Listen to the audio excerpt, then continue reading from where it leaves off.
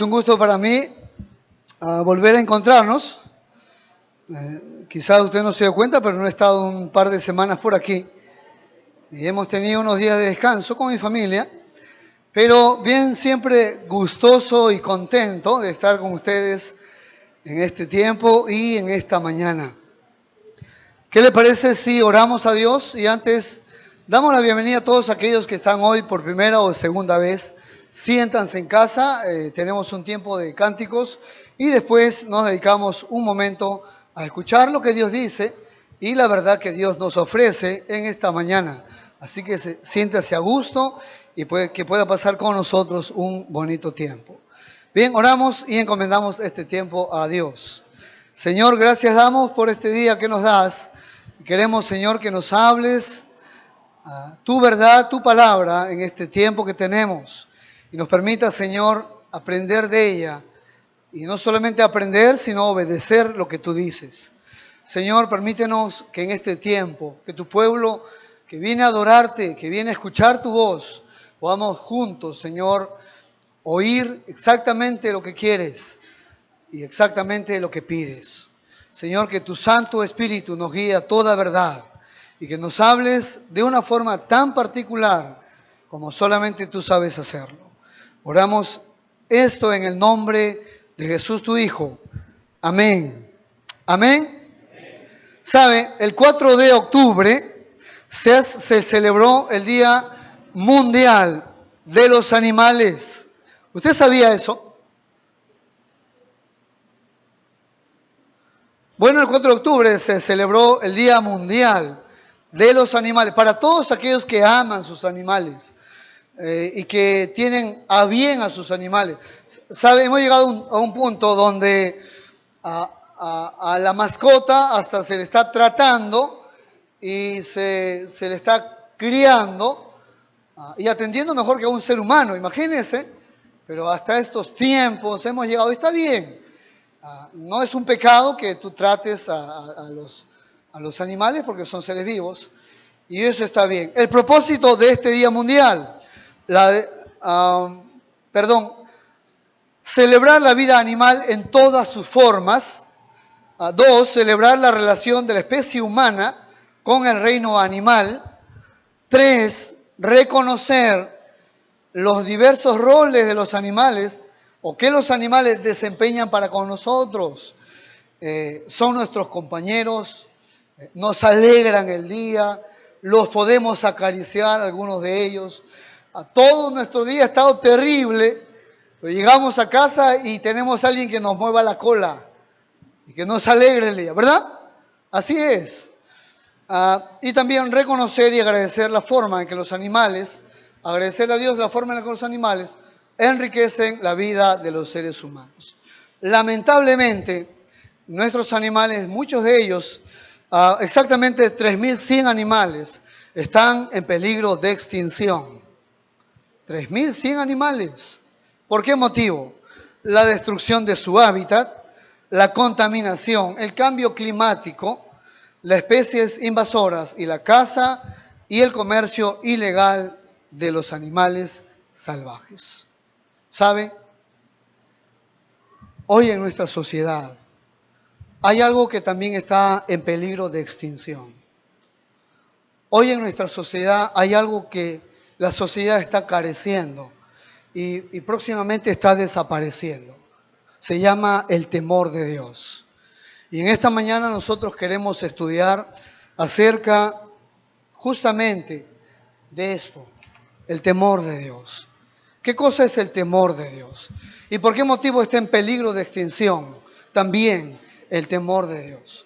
Y no solamente digo la iglesia, la sociedad entera. Usted se puede desenvolver por cualquier lugar y usted va a darse cuenta que en el corazón del ser humano está escaseando el temor de Dios, la reverencia de Dios, el respeto que se merece Dios o su verdad.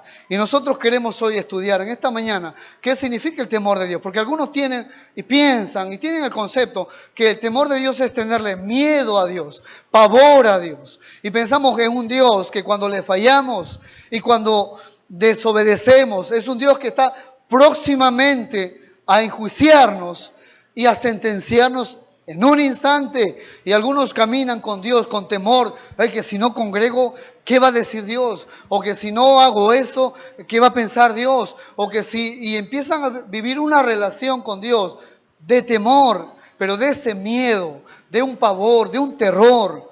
Y no disfrutan de una relación con Dios, como Dios nos ha dejado en su verdad y en su palabra. Yo quiero que miremos para empezar algunos versículos acerca del temor de Dios. Y quiero que me acompañe a Proverbios, el libro de Proverbios, capítulo 8, verso 13 de Proverbios.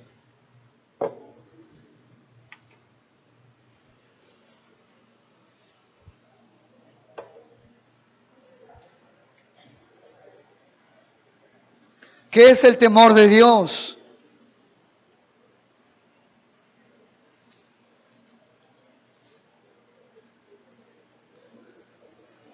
Capítulo 8, verso 13 de Proverbios. Dice así, ¿ya lo tiene? Dice, el temor de Jehová es aborrecer el mal, la soberbia y la arrogancia, el mal camino y la boca perversa aborrezco. Una vez más, el temor de Jehová es aborrecer el mal, la soberbia y la arrogancia, el mal camino, la boca perversa aborrezco. Algunos tienen una gran diferencia. Algunas personas ven el pecado como algo malo y como algo prohibido. No, es que Dios no quiere que hagamos esto, o Dios no quiere que hagamos aquello, o Dios nos ha prohibido ciertas cosas. Y algunas personas solamente han llegado a mirar el pecado solamente como malo o como algo prohibido. Pero cuando nosotros miramos la Biblia, aquí, la palabra de Dios, nos damos cuenta que el temor de Dios no es ver el pecado como malo, sino es aborrecer el pecado, es detestar el pecado, es que no querer saber nada del pecado en mi vida personal, en mi vida familiar, entre mi matrimonio, entre mi vida laboral, en medio de mis negocios. No quiero saber nada con el pecado. Esto tiene que ver con el temor de Dios. Es que empiezo a rechazarlo de tal forma, de tal manera, empiezo a mirarlo como Dios lo mira, no como yo lo miro, no. Como Dios lo mira, y Dios rechaza el pecado, Dios aborrece el pecado, Dios lo tiene como aberrante el pecado. Y esto tiene que ver con el temor de Dios. El temor de Dios es aborrecer lo que Dios aborrece y amar lo que Dios ama. Esto es temor de Dios. Esto tiene que ver con el temor de Dios. Aborrecer el mal, la maldad. Y dice la soberbia y la arrogancia, el mal camino. Y algunas personas sí, dicen, sí, es cierto, esa persona es arrogante, es soberbia, y por eso no me junto con esa persona, porque la veo siempre en esos aires de grandeza. Eso puede ser muy cierto, pero el temor de Dios empieza por nuestros propios corazones. El temor de Dios empieza por mirar mis soberbias, por mirar mis arrogancias, por mirar mis aires de grandeza, por empezar a mirar a las personas por encima de los hombros, porque creo que soy capaz, porque soy muy inteligente o porque soy mejor que tú. Y esto tiene que ver con un hombre arrogante, un hombre soberbio, uno que le cuesta pedir perdón o reconocer sus faltas y errores y no aborrece ninguna de estas cosas. Empieza la carencia del temor de Dios en su corazón. Y el temor de Dios es aborrecer tus soberbias y mis soberbias y las arrogancias. Empezar a mirarme a mí mismo y no al vecino y no al compañero y no al del costado. Empezar a mirarme yo mismo y empezar a mirar mis aires de grandeza, mis altiveces en el corazón y empezar a mirar cómo veo a los seres humanos. Y esto empieza a verse en mí, empiezo a examinarlo yo.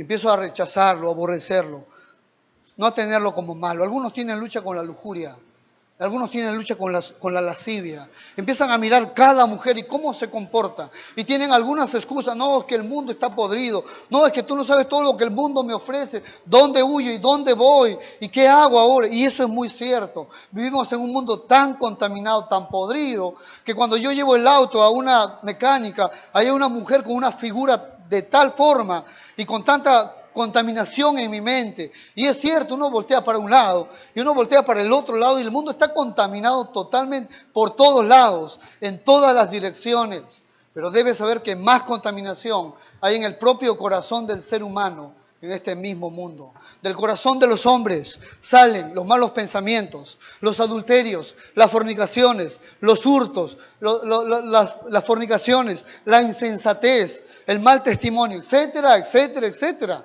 Así que no podemos dar excusa a que somos así, nos comportamos así, miramos de esta forma porque el mundo está así. El mundo va a podrirse más.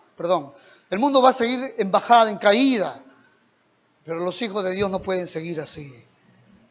El temor de Dios tiene que ver con que empiezo a aborrecer lo que Dios aborrece. Empiezo a rechazarlo y a tenerlo como tan, pero tan perverso para mí, que no quiero saber nada con esa persona, que no quiero saber nada con esa relación, que no quiero saber nada con esos negocios, que no quiero saber nada con esa persona que tiene negocios chuecos y que se ha acostumbrado siempre a hacer ese tipo de cosas. No quiero saber nada. ¿Por qué? Porque mi Dios aborrece el pecado. Mi Dios aborrece, rechaza, repugna todo lo que tenga que ver con pecado. Entonces el temor de Dios está en peligro de extinción. Está en peligro de extinción el temor de Dios en el corazón de la sociedad y lamentablemente en el corazón de los cristianos también. Esto tiene que ver con el temor de Dios. Dice el verso 8 también.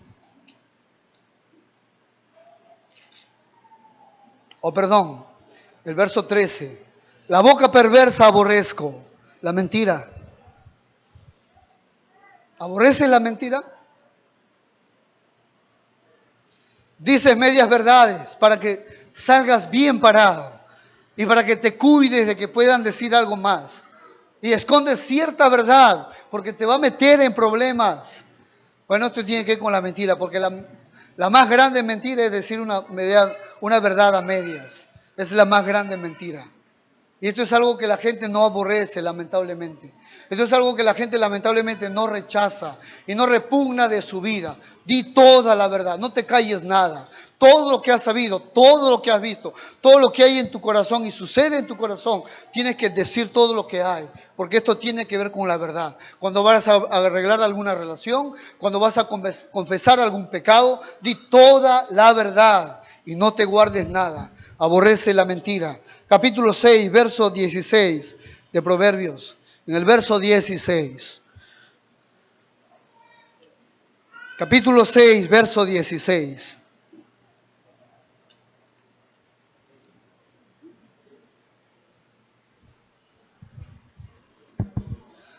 Dice el verso 16. 6 cosas aborrece. ¿Qué dice? ¿Qué dice? Aborrece Jehová, aborrece Jehová. No los tiene como malos. No es que para él están mal hacerlas. 6 cosas aborrece Jehová. Y aún 7 abomina su alma. Los ojos altivos, la lengua mentirosa, las manos derramadoras de sangre inocente, el corazón que maquina pensamientos inicuos, los pies presurosos para correr al mal, el testigo falso que habla mentiras, el que siembra discordia entre hermanos. Son cosas que Dios aborrece, entre muchas otras que también Dios detesta y rechaza.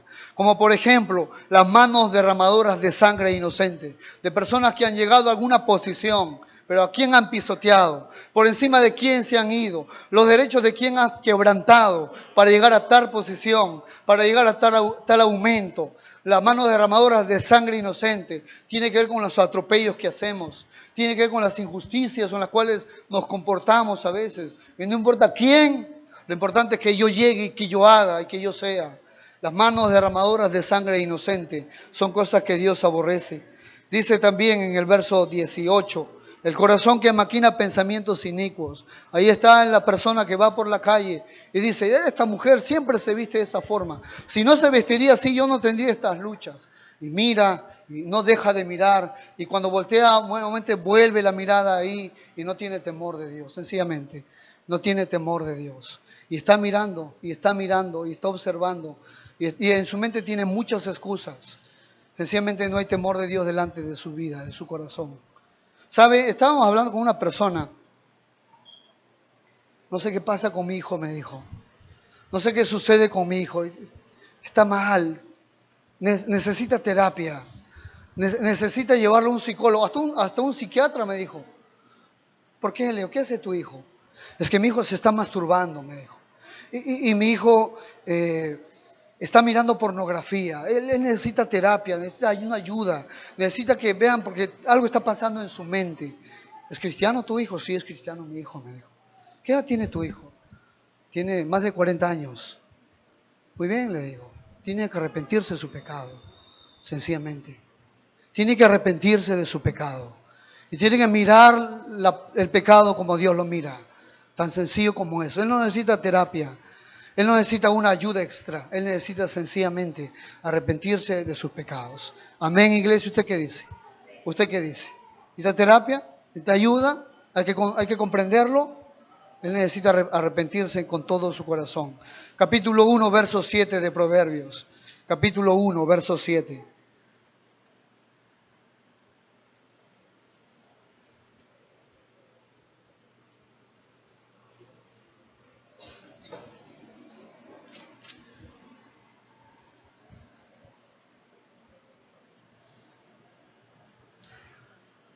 Verso 7 dice, el principio de la sabiduría es el temor de Jehová.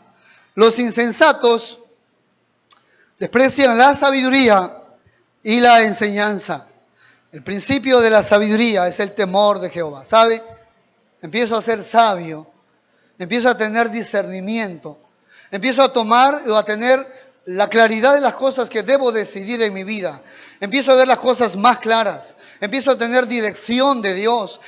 Dios no me deja sin consejo. Empiezo a mirar que esto es lo que Dios quiere claramente.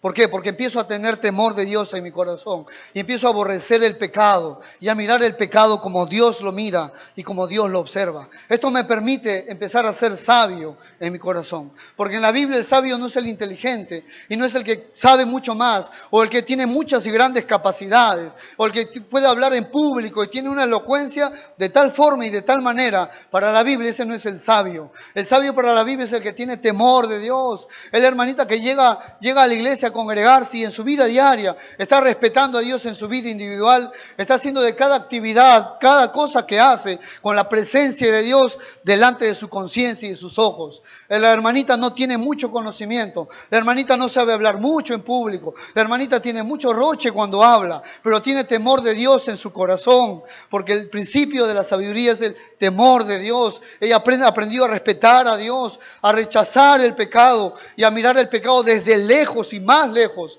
Esto es el temor de Dios. Esto es el temor. No tiene nada que ver con conocimiento, con inteligencia. El temor de Dios es una actitud en el corazón que va desarrollándose cuando uno va conociendo y aprendiendo de Dios. El pueblo necesita refrescar un poco en el temor de Dios. Necesitamos arrepentirnos de ciertos pecados. Necesitas terminar esa relación que no tiene nada que ver con el temor de Dios. Necesitas dejar de mirar a esas personas y ese negocio que vas a hacer, porque esas personas no tienen temor de Dios y te están llevando a hacer cosas por lo bajo, te están llevando a torcer tus principios y a comprometerlos delante de Dios. No vas a salir bien parado y vas a tener ciertas consecuencias. El temor de Dios tiene que ver con aborrecer el mal. Te empiezas a ser sabio, empiezas a mirar dirección a tu vida, empiezas a mirar por dónde Dios quiere que vayas, cuando empiezas a tener temor de Dios en tu corazón. Amén. Esto tiene que ver con el temor de Dios. ¿Sabe? El temor de Dios es un estilo de vida. El temor de Dios no es que hoy día voy a tener temor de Dios y ahora en adelante vas a ver mi temor de Dios. No, el temor de Dios se desarrolla. El temor de Dios se aprende. En el temor de Dios se crece. El temor de Dios se cultiva. El temor de Dios empieza por una decisión, no hoy día, todos los días. Señor, hoy día voy a aprender a respetarte en mi vida. El temor de Dios tiene que ver con no hacer daño a mi Dios, traerle sufrimiento a Dios. Yo no quiero ofender a Dios en ninguna cosa. Y si esta relación tengo que terminarla porque le causa sufrimiento a Dios, entonces voy a tomar esa decisión. Este es el temor de Dios. Voy a hacer las cosas delante de los ojos de Dios. Y voy a empezar a mirar las cosas malas o buenas como Dios las mira. Como Dios las mira, no como yo las miro. Para mí, para mi regla personal, yo puedo tener las cosas como malas o como buenas delante de mis ojos y algunas cosas parecen buenas para mí, pero no para Dios, pero no para Él. Tienes que empezar, si vas a medirte por esta regla, tienes que preguntarle a Dios, Dios, ¿qué cosa es bueno y qué cosa es malo? Para ti, no para mí, para ti. ¿Qué cosa es malo y qué cosa es bueno delante de tus ojos? Esto tiene que ver con el temor de Dios. Usted ha visto en las noticias, a veces cuando hay ciertas noticias que han salido, Se muestra la municipalidad y la municipalidad está monitoreando, al parecer, todo Lima, ¿no? Y se muestran las cámaras por aquí, las por allá y por aquí, y las avenidas, las pistas principales, etcétera, etcétera. Y hay todo un monitoreo de todo Lima para saber qué está sucediendo en la ciudad. ¿Ha visto eso, verdad? Y a veces la municipalidad cada cierto tiempo salen las noticias y muestran las diferentes cámaras y también las pantallas que hay y aquí están monitoreando de todo lado y de todo lugar. Bueno, así está Dios con nosotros. Dios está monitoreándonos a cada uno de nosotros. Todo lo que ha sucedido en esta semana, todo lo malo y todo lo bueno que tú has hecho, todo el trato que has tenido, el maltrato y el buen trato que tú has hecho, todo lo que a escondidas y en oculto, entre comillas, ha sucedido delante de los ojos de Dios, han sido expuestos y están totalmente desnudos. Debes saber que Dios nos monitorea en todo lo que haces y de Dios no te vas a poder burlar, ni yo ni tú. Bienaventurados aquellos que viven con temor de Dios. Bienaventurados aquellos que dan un paso en su vida de temor y apartarse del pecado y seguir agradando a Dios y viendo qué ofende, qué le causa sufrimiento, qué le daña el corazón de Dios. Bienaventurados aquellos que en su vida individual y en cada cosa que hagan, cada una de ellas de tanto detalle, como por ejemplo cruzar un semáforo, que no esté en la luz roja, qué bueno, porque tienen temor de Dios. Esto tiene que ver en las cosas más pequeñas, tan pequeñas como aquellas, se muestra y se evidencia el temor de Dios. El temor de Dios es un estilo de vida. ¿Cómo se aprende el temor de Dios? Velando a sus puertas cada día. Velando a sus puertas cada día. Capítulo 1, acompáñenme al capítulo 1 donde estamos.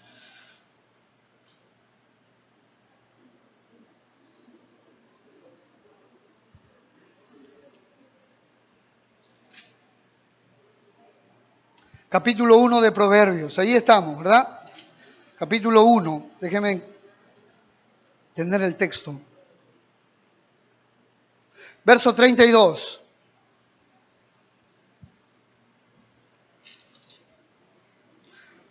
Porque el desvío de los ignorantes los matará, y la prosperidad de los necios los echará a perder.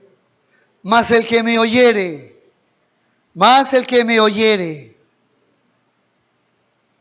habitará confiadamente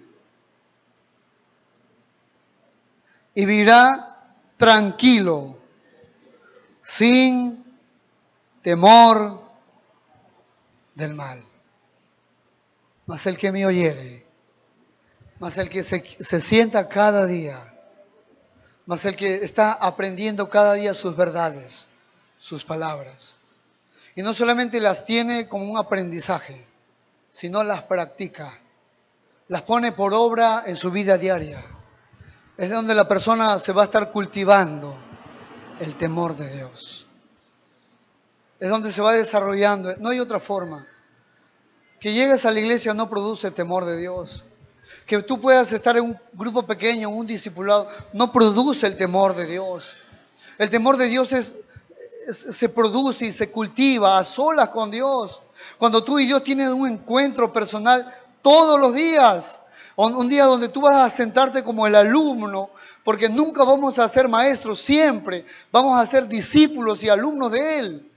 Y Él siempre va a ser el maestro. Y nos sentamos en su presencia y aprendemos sus verdades. Y cuando aprendemos sus verdades, ahora las ponemos en práctica.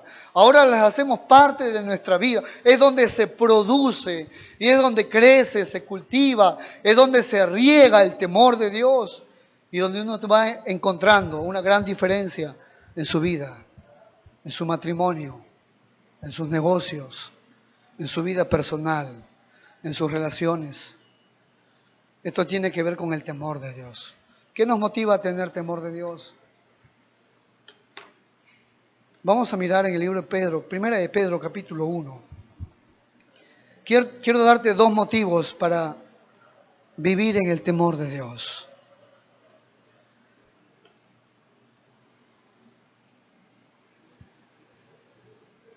Primera de Pedro, capítulo 1.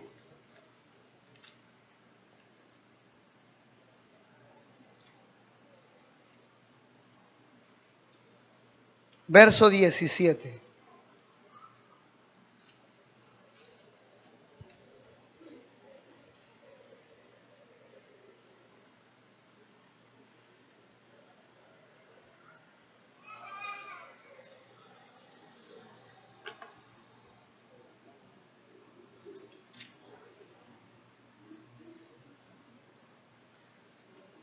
Dice el verso 17 así, ¿ya lo tiene?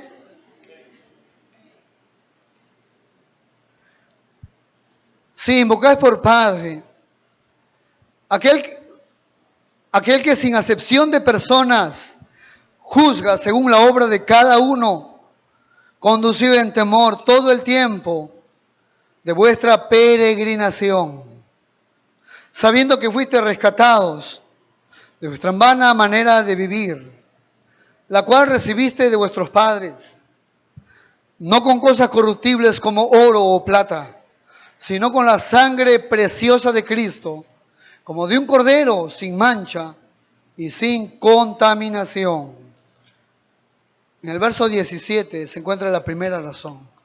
¿Por qué tener temor de Dios? ¿Sabe? Yo le hago una pregunta. Usted invoca a Dios como su Padre. Amén. ¿Dios es su Padre? ¿Sí? Dios es su Padre celestial. Lo invocamos, lo reconocemos. Vivimos una relación con Él. Entendemos que Él es nuestro Padre. Muy bien.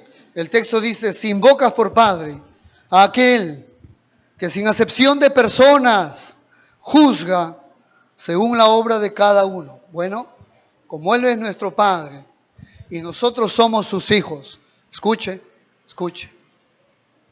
Dios no tiene hijos favoritos. Dios no tiene hijos preferidos. Dios no tiene hijos y hace una acepción entre hijo e hijo.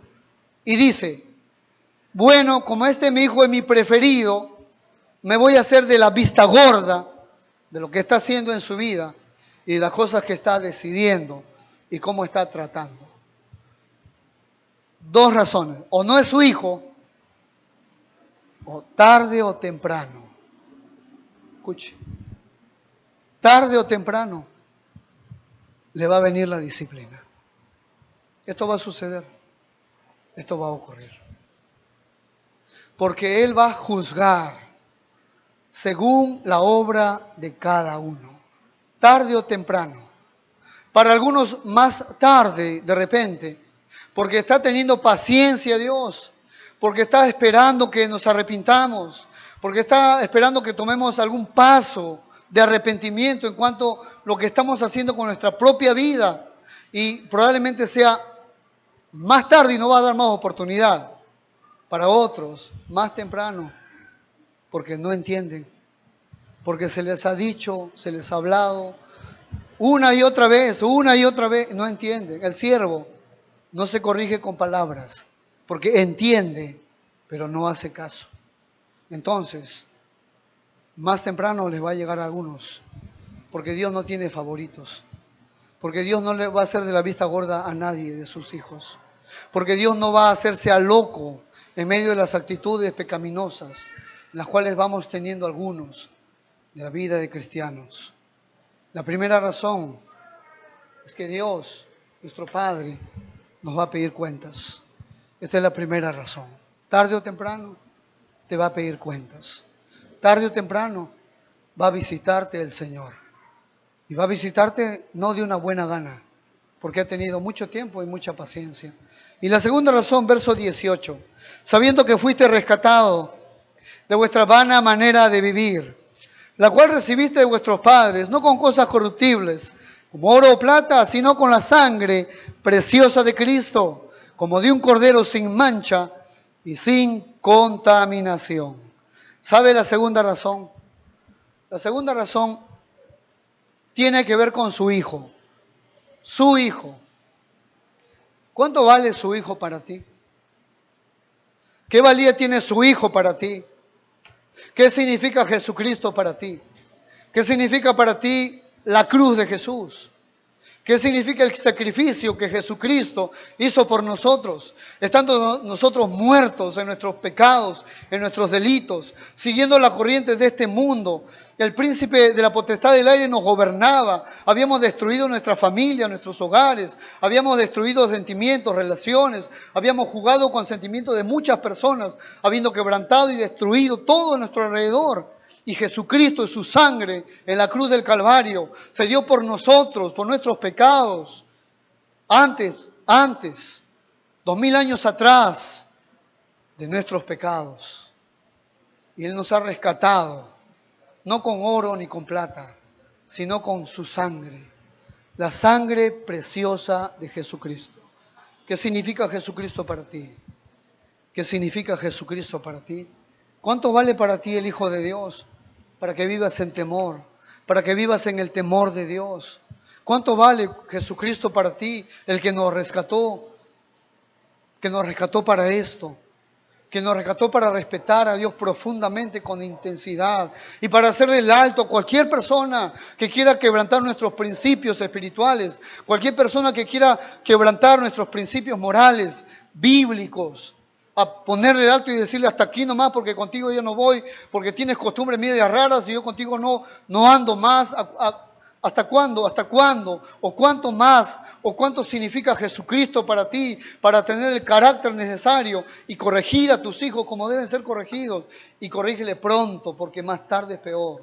Y corrígele desde pequeñitos porque cuando adolescentes es más difícil. Y te trae quebranto en el corazón. Ten temor de Dios. Ten temor de Dios y corrige pronto a tus pequeños. No, que es que tiene que dormir hasta tarde porque tú no sabes.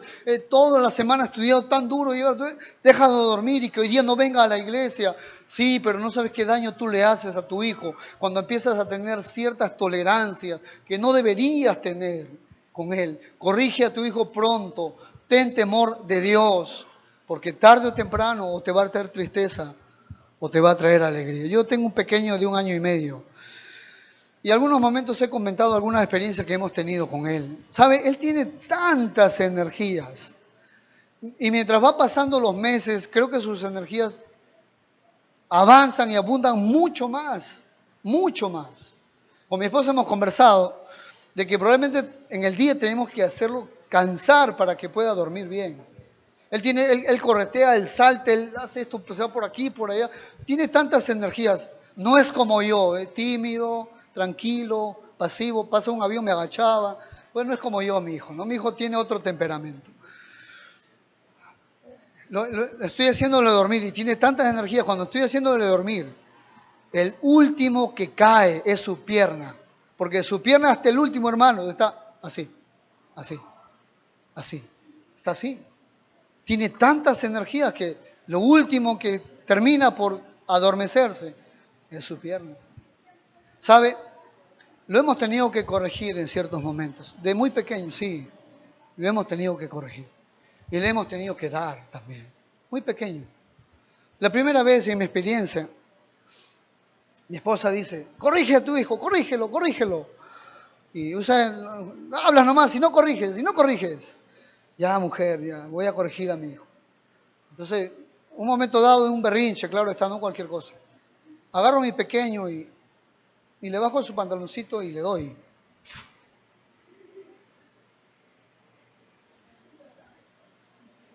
Lo bajo, me mira y se ríe de mí.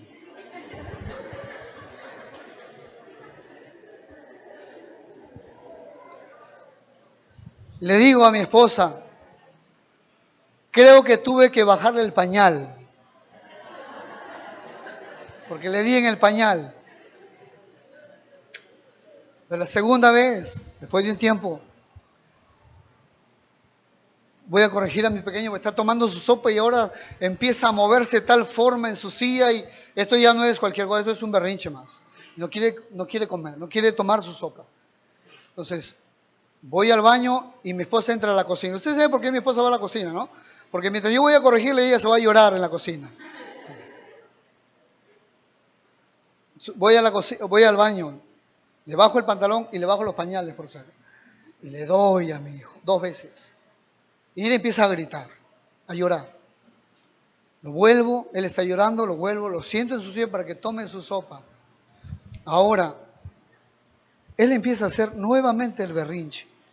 Yo digo en mi mente, no ha entendido, no sabe, no le ha dolido.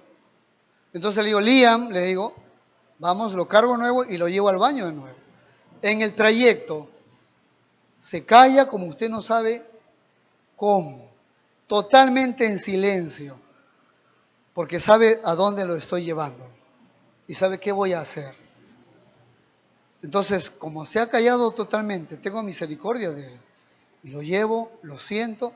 Hermanos, ha tomado su sopa de una forma tan tranquila y muy bien. No lo he matado, lo he castigado. Lo he castigado. No se ha muerto por haberle castigado tan pequeño. Ha aprendido. El temor de Dios tiene que ver con corregir a nuestros hijos. Estórbale a tus hijos. Estórbale a tus hijos. No dejes que tus hijos hagan cualquier cosa. Y de más pequeños es mucho mejor. Quiero terminar esta enseñanza haciendo una pregunta al último. Bueno, esta pregunta le hizo su padre a su hijo. Llevó a su hijo al parque y le dijo, hijo, le dijo, ¿sabe que la Biblia dice que la sabiduría clama en las calles? Le dijo, así papá, sí. Ellos fueron y se sentaron en un parque. Entonces, vino la primera escena. La primera escena son dos novios, van a cruzar la pista. El semáforo está en rojo y el muchacho se detiene. Pero ella suelta la mano y se va. Gracias a Dios que no ha pasado ni un auto. Y le dice, hijo, ¿ha visto esa escena? Le dice. La pregunta es, le dijo, hijo, ¿qué temor de Dios tendrá ella en su casa si puede hacer esto a su esposo o a su novio en público? A expensas de todos. Otra ocasión, viene un policía y para el auto y empieza a buscar ciertas razones para pedir una coima, un pequeño dinero. Algunos dicen, siempre es bueno tener 10 soles en el bolsillo. Yo no sé si eso está bien, pero no tiene nada que ver con el temor de Dios. Y algunas personas son tan sencillos y tan rápidos para soltar un dinero y tener temor a las autoridades y no temor de Dios. Así sucede. Usted puede ver en la vida diaria muchas, pero muchas escenas que la falta de temor de Dios es una realidad. Y que muchas personas, y lamentablemente muchos cristianos, esto está siendo peligro de extinción. Amén. Ahí donde estás te voy a invitar a que cierres tus ojos, que vamos a orar, ahí donde te encuentras. Vamos a terminar en oración.